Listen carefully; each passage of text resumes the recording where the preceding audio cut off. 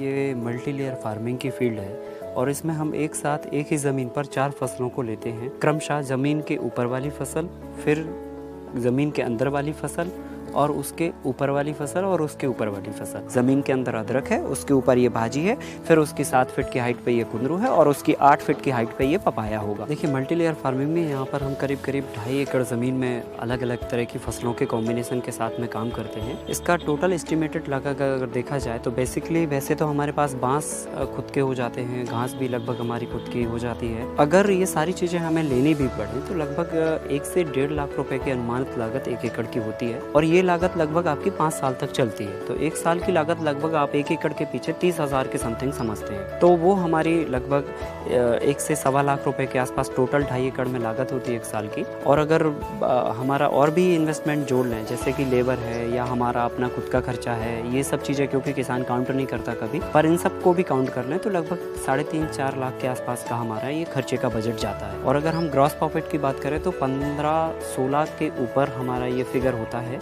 Gross profit का।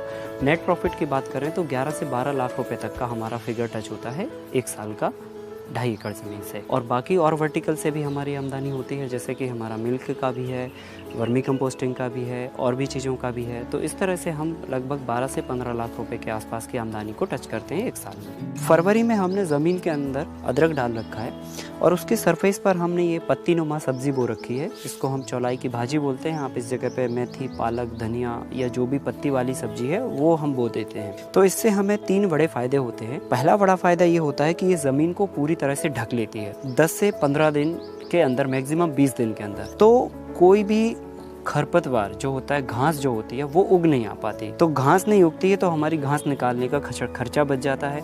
दूसरी बात, खरपतवार आने से जो हमारी फसलों में कीड़े लगते हैं वो हमारे कीड़े बच जाते हैं। तीसरी बात क्या है कि हम इस सब्जी को जो है ना जड़ समेत निकालते हैं।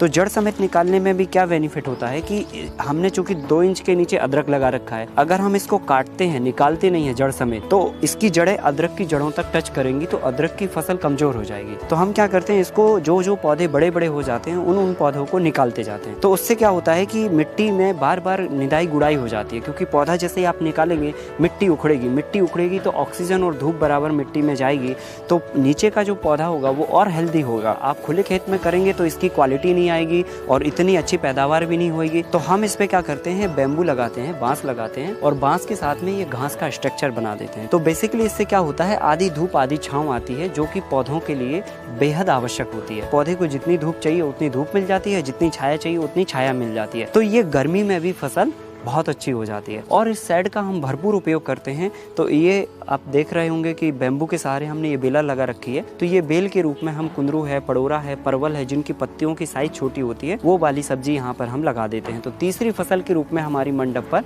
ये वाली फसल हो जाती है। फिर इसी जगह पर हम 12x18 में पपीते का फसल लगाते हैं। तो जैसा कि आप देख पा रहे होंगे यहाँ पर पपीता लगा हुआ है। तो ये पपीते की फसल इस मंडप के ऊपर जुलाई के बाद निकल जाती है और ये कंटिन्यू सितंबर के बाद नवंबर तक फलती रहती है और दिसंबर से हमारी इसकी हार्वेस्टिंग चालू हो जाती है। मार्च से इसमें हमारी इनकम चालू होती है। तो मार्च से लेकर जुलाई तक हमें डे टू डे भाजी इनकम देती है। फिर उसके बाद हमारी देख पा रहे होंगे आप, अप्रैल का महीना है और अभी ये फसल हमारी चालू हो गई। तो अप्रैल से लेकर नवंबर लास्ट तक हमारी ये वाली फसल कंटिन्यूसली चलती जाती है। फिर उसके बाद हमारा अगस्त के महीने में एक मुश्त मैच्योरिटी के रूप में हमारी अदरक आ जाती है। फिर उसके बाद दिसंबर के महीने में हमारा पपीते की फसल मैच्योर हो जाती है और दिसंबर और जनवरी 2 महीने हम पपीते की फसल को हार्वेस्ट करते हैं। तो पूरे साल मार्च से लेकर फरवरी तक हमारी फसल का इनकम का रूटीन इस मॉडल से बना रहता है। कितनी भी गर्मी पड़ जाती है तो लपट से हमारी फसल कभी झुलसती नहीं है, कितनी भी ठंड पड़ जाती है तो हमारी फसल पे पाला लगता नहीं है,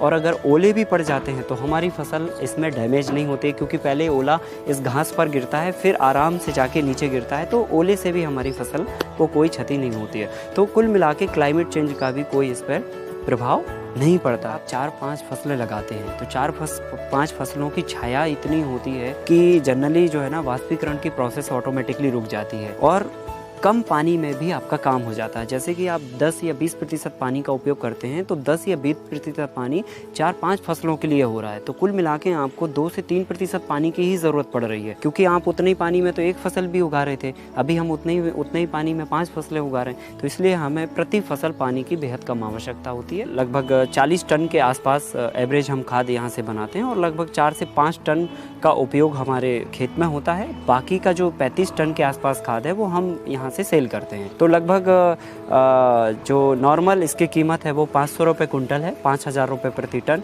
और अगर आप 35 टन खाद बेचते हैं तो लगभग 1.5 से पौने 2 लाख रुपए की आमदनी इससे जनरेट होती है, खाली इतनी जगह से खाद बनाने से। अगर ये मॉडल वो मार्जिनल फार्मर्स इसको अडॉप्ट करते हैं तो मुझे लगता है कि कम खर्चे में ये काम किसान आसानी से कर सकता है और 1 या 2 एकड़ की लैंड होल्डिंग में से बहुत आसानी से सहजतापूर्वक वो अपने परिवार के साथ इसको चला सकता है।